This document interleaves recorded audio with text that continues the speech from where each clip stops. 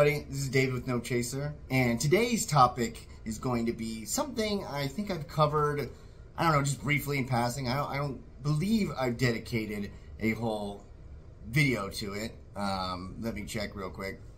Wait, no, I don't want to. At least I haven't gone in depth about it. And this is the idea, well, not the idea, rather the reality of codependency. And this is something that goes hand in hand with alcoholism and addiction a lot of times because it kind of follows the same sort of pattern, or rather mechanism in your mind. It is, replacing, the way I think of most normal people, if there is such a thing as a normal person, but you get what I'm saying. The way I think of the average person and the things that they chase in life, or what their appetite for desires are, or just, how they function and also find happiness or peace and anything like that, is that, they have responsibilities that they have to balance. They have, their dreams, or they, there's the dreams, big dreams, or then there's like goals that they want to achieve. And then you have kind of like the day-to-day sort of things, the coffee in the morning, or, I mean, sometimes they can be addictions too, but whatever. Just this, they love to cook, or hobbies, or just these little things that, appease them in a sense. And it's just a lot of stuff that there's multiple layers to a person's sort of happiness for the average person. I think one of the big things about being an alcoholic or an addict is that there is one. Things aren't very layered. They are very complex. There are still responsibilities. There maybe was hobbies, but, once you go so far down the line, those kind of go by the wayside. And as for like those little things, those little treats for yourself, or those things you enjoy doing or you look forward to, like TV shows and, hanging out with certain friends, going bowling or outdoors, or no. We're done with all that, because we are now under new management and we're following one thing. And I've talked about before how that sort of singleness of purpose, or that sort of just direct beeline idea of what I'm going to go after in life, can be kind of attractive in a sense. And I know that sounds strange because it usually leads to jail or homelessness or losing everything or death. But, like with many people, like I said, the average person, they follow many different things. I mean, a lot of people can be extremely goal-oriented, or they could become like obsessed with something for a while. But they change throughout your life. I mean, the one thing about addicts and alcoholics are, when they're in active addiction, they're pretty consistent, and that is going after the drunk or the high. And so where codependency comes in place, why I say it's similar, is because in that same vein where the alcoholic and the addict, their sort of happiness or relief, or whatever you want to call it, the importance in life is based on one thing. Codependency is a lot like that, in the sense that you replace that with, instead of the drunk or the high, with a person. And, it usually breaks down where people talk about what's the difference between, codependency or love or obsession or even addiction. I remember in treatment they would have these books where it was like, is it love or addiction, or something like along the lines. And I remember people would have like visitors come in and they'd like, you should probably hide that book when your husband or girlfriend or boyfriend comes in. Just because, I mean, that's constantly on your mind, especially when you like really break open into like that you are addicted to something and what your mind is capable in maladaptive ways. You start wondering, I mean, it's kind of funny in a sense where before you may have not been like vigilant at all, or didn't even care about what you're addicted to. Sometimes when you get in recovery, you become, frightful of everything, because, I'm addicted to this now. Am I like, some people have said like, am I addicted to recovery?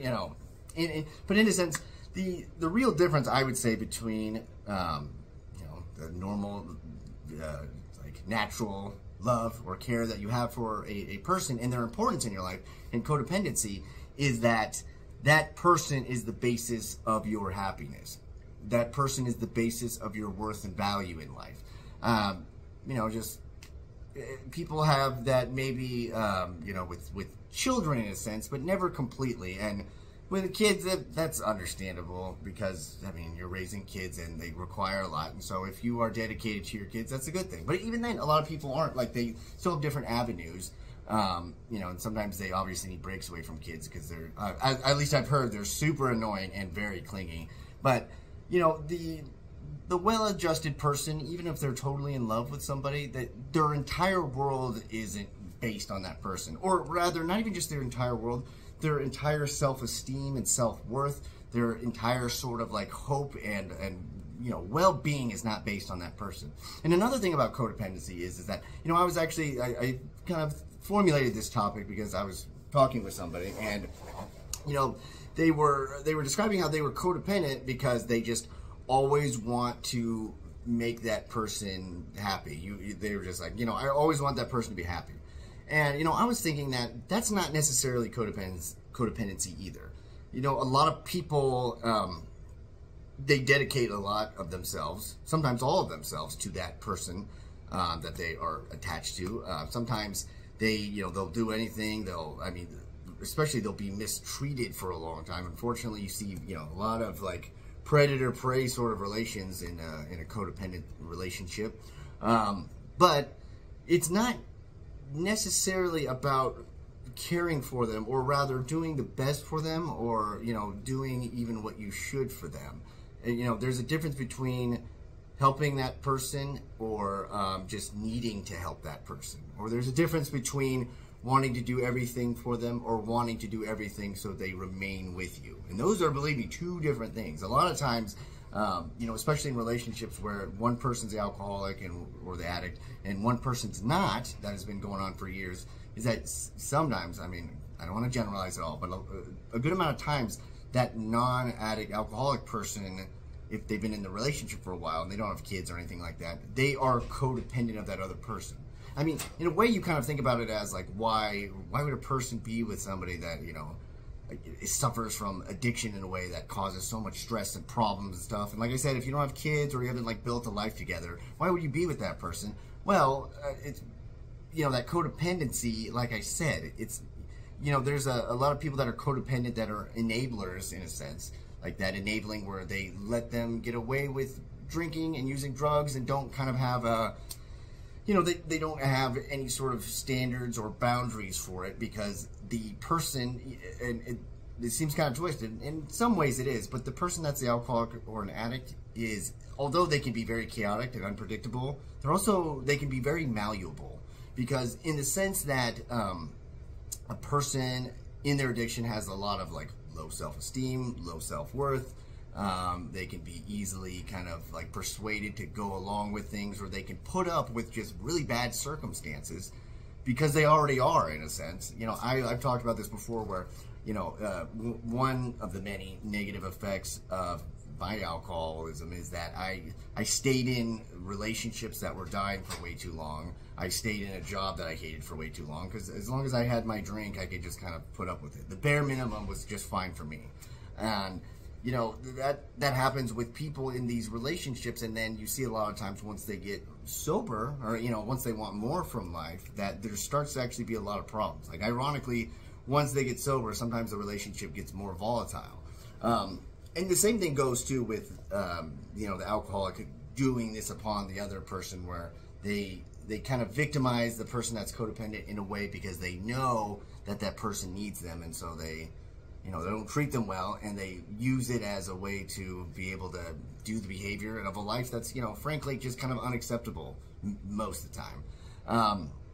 And that's something to really consider, because it's not like, you know, after watching this video, you look at your partner all cockeyed like, do I love you, or am I codependent towards you? I hope you don't take as much credence with these videos either, by the way. But in the sense where I think it's always good to see where your priorities are at, see where you like what you find value in and why you find value in something. Again, that's another direct line between just the natural love or care or the, you know, significance of a relationship to you, and codependency, where the things you care about is growing with the person and receiving, you know, affection and companionship. In codependency, it's not even necessarily about that. It's just this person being a fixture in your life that you can just kind of either lean on in an unhealthy way, or that maybe you can manipulate or use, or a person that doesn't feed those kind of like good nutritional sort of psychological and emotional things, but like the more hollow ones. Like they flatter you, you know, they feed your sort of ego or your narcissism. Those kind of things that are just, like I said, hollow and vapid, but you you crave them so much for whatever reason. I mean, you know, yeah, if we could blame the, I don't know, the internet. Can we just say it's the internet's fault? I don't know. But this is something that I see people go through a lot, in a sense where they come out of alcoholism and addiction. Well, not fully come out of it, but they're in recovery. They've been sober or clean for a while. But then they start with codependent relationships where kind of, you know, they get rid of they try to fill that hole that they were filling with drugs and alcohol with a person.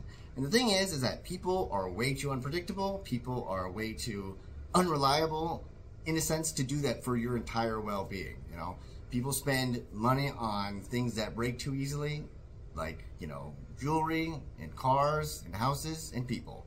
You can't put, I guess one of the big takeaways I've learned in recovery and in, you know, trying to build a good life is that there shouldn't be anything, except besides your children, because I guess they're important, but besides that, there shouldn't be anything that you push all your chips in. I mean, some would even argue not even your children, because you just need some time for yourself. You need to be your own person.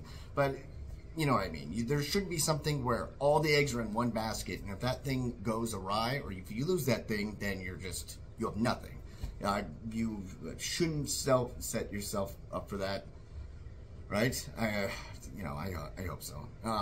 Anyways, I hope you got something from this more meandering sort of discussion. Not really, you're not talking back. Monologue. Like, I'll just do quick plugs. Check out Shoeless in South Dakota. I am also doing an individual, that is a podcast, by the way, with my dear friend. And I also am doing, within that same podcast, just mini episodes. I know people talked about me wanting me to do this as a podcast. It's not quite like that, but it's in depth and it's about a lot of things that you may find interesting. That is Shoeless in South Dakota. That is my only plug. Like and subscribe. I mean, if you want, you know, I'm not telling you what to do. You live your life. Anyways, thank you for listening. Have a good day. And click.